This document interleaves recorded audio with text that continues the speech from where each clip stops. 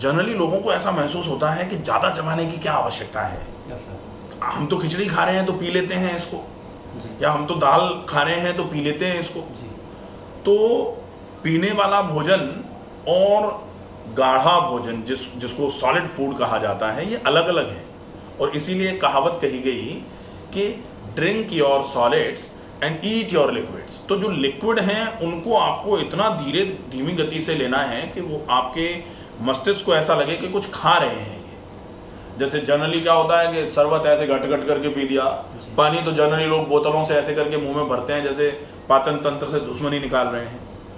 और खाने से भी दुश्मनी निकालते हैं, खाने को ऐसे ठूंसते हैं मुंह में लोग। अगर थोड़ा सा भी बस चल रहा होता तो निश्चित ही पेट को यहाँ चीर करके चैन लगा दी जाती कि भाई ऐसे उड़ेल दो और चैन बंद कर दो, बोले भर गया, जरूरत क्या है यहाँ मुंह में से इतना चलाने की, चबाने की। तो चबाने के केवल ये फायदा नहीं है कि चबाने से आप अपने खाने को तरल कर रहे हो, खाने को आप पेस्ट फॉर्म में कन्वर्ट कर रहे हो। चबाने का एक ही तो काम है ये खाने पेस्ट करना, दांतों से पेस्ट कर रहे हो। लेकिन इसके अलावा चबाने के जो फायदे हैं वो कौन से हैं? जितना ज़्यादा चबाओगे उतना ज़्यादा आपकी सलेवरी ग्लैंड्स एक्टिव होंगी। Salivary glands salivary glands active होंगी तो सलाइवा सिक्रेशन बढ़ेगा। भाई चबाने से ही तो बढ़ेगा। हाँ सर, जो सलाइवा जाएगा तो पेट में डाइजेशन। हाँ, सलाइवा लगभग ये मान लो कि 1 से 1.25 किलो सलाइवा पूरे दिन में बनता है और हम ज़्यादा से ज़्यादा 250 ग्राम बनवा पा रहे हैं। जैसे कभी कभी मुझे ऐसा भी होता है ज़्यादा पचाने से मेरा जैसे डाइजेशन बढ़ जाता है, पेट खराब हो जाता है ज़्यादा चबाने से। हाँ, जैसे लार ज़्यादा बनती है ना शरीर में, ज़्यादा लार जाती है। कभी नहीं बनेगा वो लार। अगर ज़्यादा बन गई और वो ज़्यादा मतलब इसको कभी कभी हाइपर सलाइवेशन बोला जाता है। जैसे हाइपर सलाइवेशन कहते हैं ना, जैसे ऐसे करके लेट गए तो मुंह में से निकल के आ रही है, तो उसका मतलब हाइपर सलाइवेशन है, ऐसा नहीं। हाइपर सलाइवेशन मतलब सलाइवा का ज़्यादा बनना। तो कभी कभी salivary glands over reactive active नहीं बोला जाएगा, उनको रिएक्टिव बोला जाएगा। उसकी वजह से ज़्यादा बना रही हैं तो भी वो पेट को साफ करवाने का काम कर देगा, पेट खाली हो जाएगा, कोई दिक्कत नहीं। उससे पेट की समस्याएं हाइपर सलाइवेशन से नहीं होंगी। जो सलाइवा है वो अगर कम बनेगा वो ज़रूर आपके पाचन तंत्र में प्रॉब्लम कराने का कारण बनेगा। लेकिन अगर सलाइवा में डाइल्यूशन ज़्यादा हो जाए, क्योंकि सलाइवा के भी तो अपने कंटेंट होते हैं ना। सलाइवा मतलब जैसे शरबत होता है तो शरबत में अपन चीनी डालते हैं, थोड़ा नींबू डालते हैं, थोड़ा और कुछ फ्लेवर ऐड कर रहे हैं, तो पानी अकेला नहीं है उसमें, ये सब चीज़ें भी हैं। ऐसे ही सलाइवा मतलब लार जो है वो पानी जैसे कहते हैं ना, मुंह में से पानी निकलता है, तो वो पानी नहीं होता, वो तो सलाइवा होता है। तो सलाइवा मतलब पानी नहीं है। सलाइवा मतलब सलाइवरी अमाइलेज भी है उसमें, कुछ प्रोटीन्स भी कुछ एंजाइम्स भी निकल के आ रहे हैं। तो वो जो सलाइवा है अगर वो ज़्यादा डाइल्यूट होकर के निकल के आएगा तो वो डेफिनेटली थोड़ा सा ऐसा कर सकता है कि मोशन थोड़े लूज करा दे। ज़्यादा का तो बहुत कम केसेस में ऐसा होगा कि ज़्यादा निकल के आ रहा है, अदरवाइज तो ये मानो कि जितना निकलना है उतना निकल ही नहीं रहा। इसी वजह से तो पाचन के रोग बढ़ते चले जा रहे हैं। और सलाइवा सिक्रेशन बढ़ाने के लिए बेस्ट तरीका है आप कैसे भी करके ज़्यादा चबाना चालू करो। सर ऐसा भी हो सकता है शायद मैंने वो चबाने वाली चीज़ें खाई हूँ इसलिए वो सलाइवा से नहीं, जैसे मूंगफली है, चने, उससे दिक्कत हुई हो उस टाइम। डेफिनेटली भाई ये इसलिए आप अगर जैसे मैंने पहले भी आपको बोला हुआ है कि आप अभी कुछ भारी चीज़ों का उपयोग नहीं करेंगे। अभी नहीं, पहले खाता था इसलिए थोड़ा डर बैठा हुआ कि चबाने वाली चीज़ें। तो वो अपने को क्या करना है, मूंगफली बिल्कुल नहीं खानी अभी। मूंगफली आपके पेट को भारी कर देगी, सिर में दर्द करा देगी।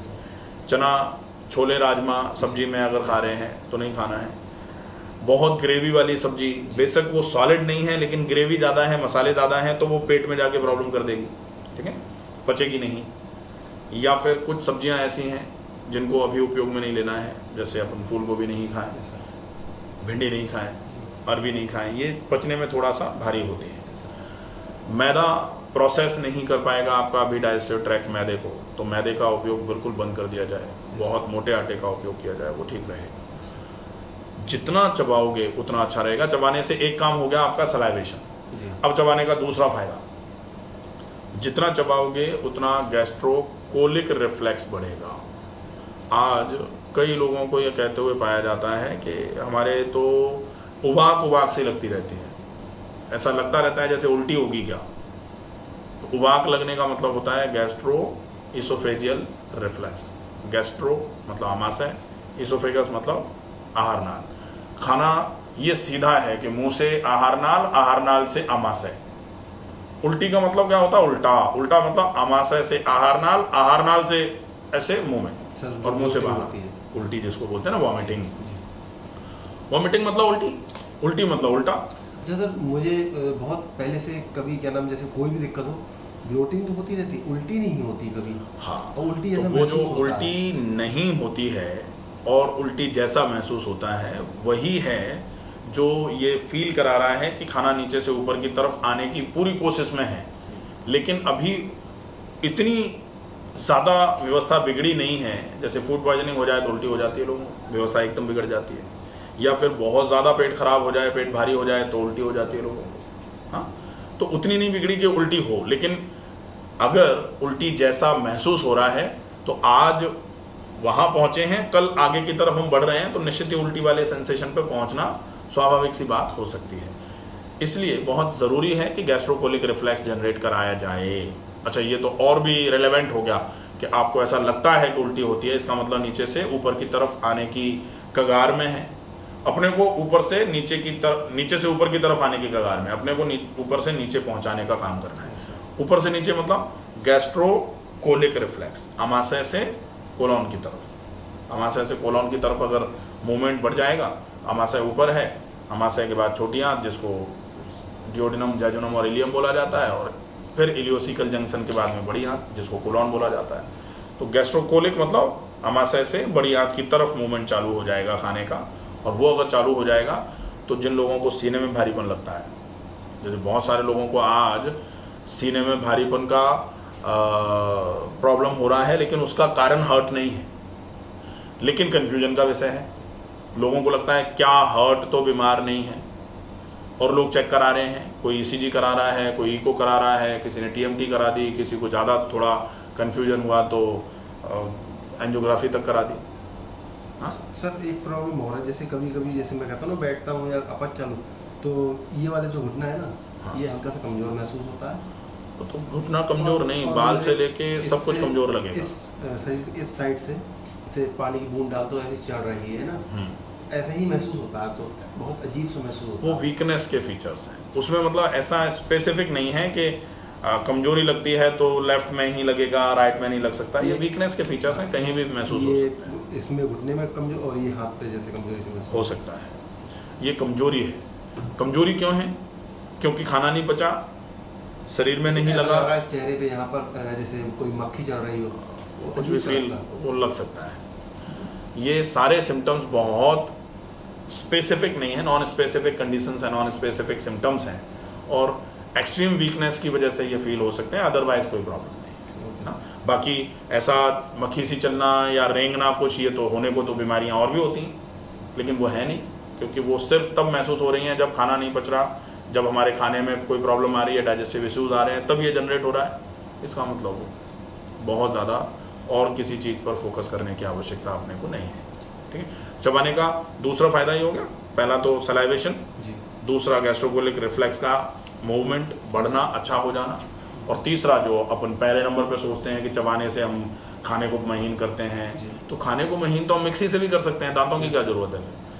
अब तीसरे में भी ये फायदा है कि मिक्सी से महीन करके पी जाओगे तो दांत कमजोर हो जाएंगे। मिक्सी से महीन करके पी जाओगे, ओरल हाइजीन बिगड़ा रहेगा।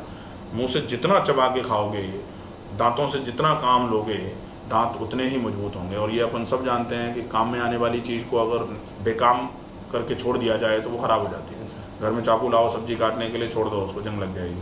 काटते रहो, बढ़िया धार बनी रहेगी उसमें। तो दांत चबाने के लिए दिए गए हैं, तो फिर दांत से चबाने का काम करो, वो भी दांतों के हेल्थ के लिए भी बहुत, डेंटल हेल्थ भी इससे बहुत इम्प्रूव रहेगी। आपको दांतों से रिलेटेड समस्याएं भी नहीं आएंगी। ज़्यादा चबाने वाले लोगों को ये लगता है ज़्यादा चबाने से दांत घिस जाते हैं। ज़्यादा चबाने दांत नहीं घिसते कभी। दांत कब घिसते हैं?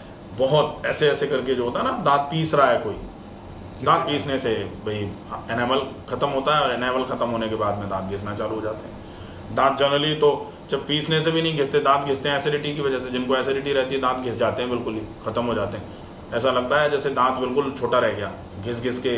कुछ लोगों के तो दांत दिखाई नहीं देते, इतने घिस जाते हैं, बिल्कुल ऐसे सपाट हो जाता है मसूड़ा और दांत। वो क्यों? क्योंकि भयंकर एसिडिटी रहती है। तो वो सारी चीज़ें अगर हम ख़त्म कर लेंगे ना तो ये समस्या खत्म हो जाएगी, कोई दिक्कत नहीं। तो चबाने के कई फ़ायदे हैं, चबाने का सिर्फ एक फ़ायदा नहीं है, और भी चबाने के बहुत सारे फ़ायदे, ठीक है।